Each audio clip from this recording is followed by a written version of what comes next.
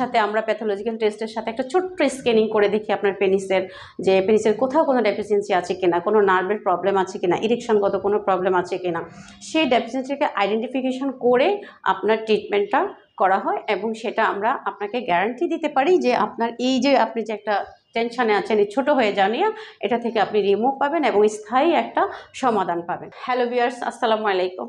আমি doctor Rozina Akhtar Nilu, consultant cure point. আজকে একটা ছোট্ট টপিক্স নিয়ে আপনাদের সাথে কথা বলবো। টপিক্সটি হচ্ছে যে পেনিস ছোট হয়ে যায় কেন।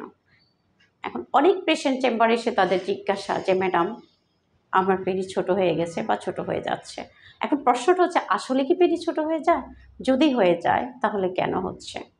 এখন তার পিছনে তো অনেক কিছু কারণ থাকতেই পারে, যেমন অনেক এত বেশি স্টেজের মধ্যে থাকেন যার কারণে তার মানসিক অ্যাংজাইটিটা অনেক বেশি বেড়ে যায়, অনেক বেশি চাপ তার ভিতরে কাজ করে। যে কোনো একটা ইস্যু নিয়ে উনি ব্রেনে এত বেশি টেনশন ফিল করে যার কারণে তার ব্রেনে কর্টিসলের মাত্রাটা বেড়ে যায়। আর যখন কর্টিসলের মাত্রাটা বেড়ে যায় তখন টেস্টোস্টেরন হরমোন লেভেলটা কমতে শুরু করে।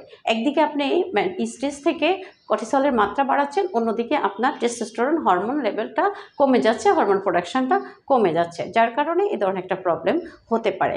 আবার আসুন, ধরুন এই যে তাপমাত্রার কারণে একটা ডিফারেন্টও হতে পারে। পেনিসে যে একটা দৈর্ঘ্য আছে, এই দৈর্ঘ্যের একটা তারতম্য চলে আসে। এখন এটা মানে অতিরিক্ত তাপমাত্রা কম বেশির কারণে কীভাবে আসে, যেমন অনেক গরম বা অনেক শীত, দুই তাপমাত্রায় দু ধরনের হতে পারে। যেমন অতিরিক্ত গরমের সময় যেটা হয়ে থাকে স্বাভাবিকভাবেই যে পেনিসের স্কিনগুলো একটু ঝুলন্ত অবস্থায় থাকে, অন্ডকোষগুলোও ঝুলে যায়। আবার অপরদিকে যেটা যে অতিরিক্ত শীতের কারণে পেনিসটা একটু ছোট হয়ে যায়, চুপসে যায়, অন্ডকোষগুলা খুব চাপানোভাবে থাকে, স্কিনটা খুব টাইট থাকে, খুব রিজিড হয়ে থাকে, যার কারণে আপনার কাছে ছোট মনে হতে পারে।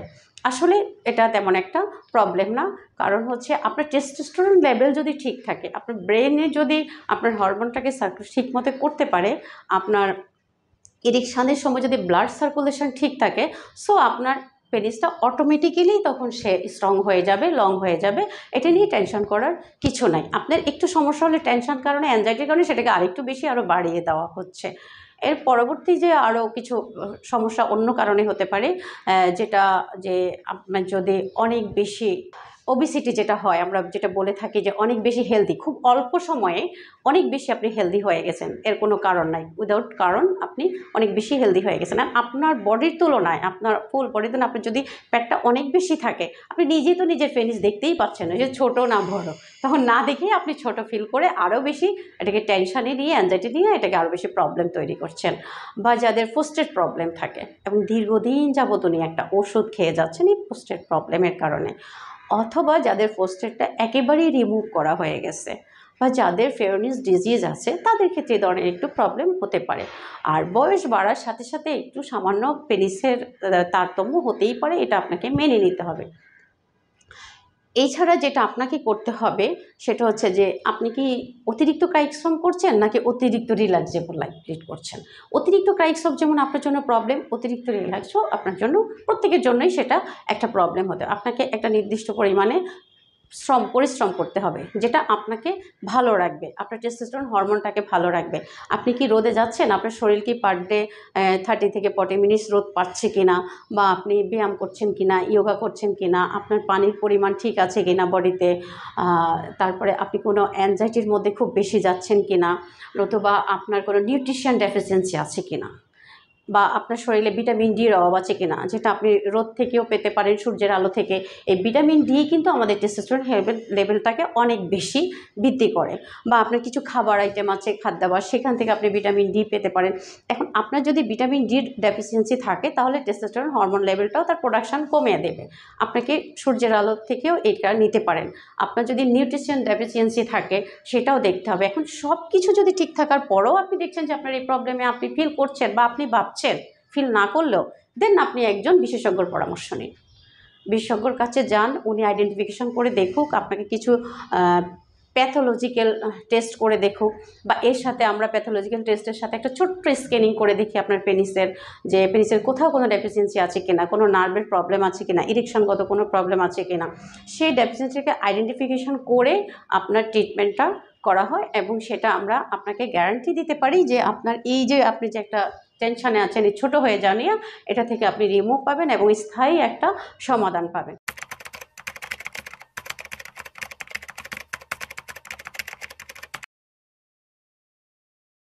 আসলে এগুলা চটক জলদি অ্যাড, এই অ্যাডের কারণেই আমাদের এখন যুব সমাজটা এই ডাউন পজিশনের দিকে যাচ্ছে।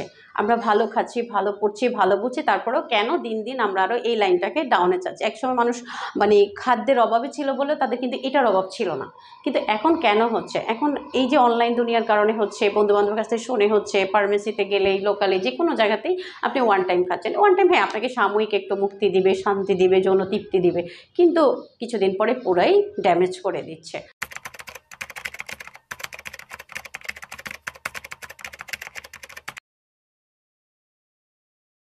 এখন হ্যাঁ, মালিশ আপনি যদি একজন মানুষ 4 ইঞ্চি লম্বা, কই সে তো 4 ফিট লম্বা, সে তো কোনো মেডিসিনে কোনো মালিশে 6 ফিট লম্বা হতে পারে না।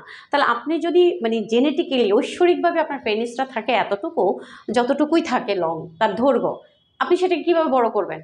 তাহলে তো আপনার হাত যদি ছোট থাকে আপনি হাত থেকে বড় করতে পারবেন? আপনার হাইট যদি এতটুকু থাকে আপনি এতটুকু কীভাবে করবেন? পারছেন না। তাহলে এটা কেন পারছেন? এই ভাবনাটা আপনার ব্রেনে কেন আসছে?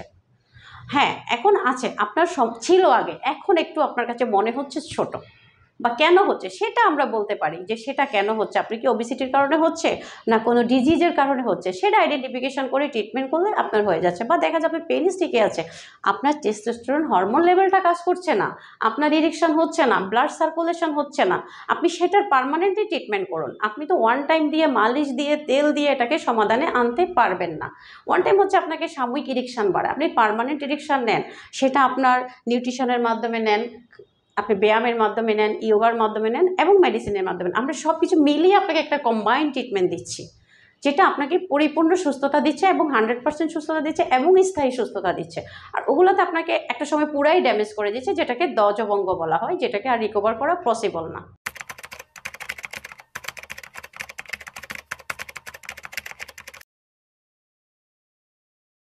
আনুমানিক আপনি 1 মাস থেকেই আপনার রেজাল্টটা পেতে শুরু করবেন। কিন্তু আপনি যদি পরিপূর্ণ সুস্থ হতে চান, যেহেতু এটা মেডিসিনের মাধ্যমে আপনাকে ভিতর থেকে সুস্থ করে আনবে।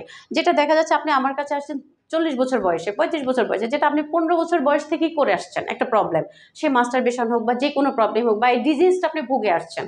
হ্যাঁ, আপনার ইরেকশন কম সমস্যা, এই সমস্যা, এই সমস্যা, আপনার বীর্য পাতলা।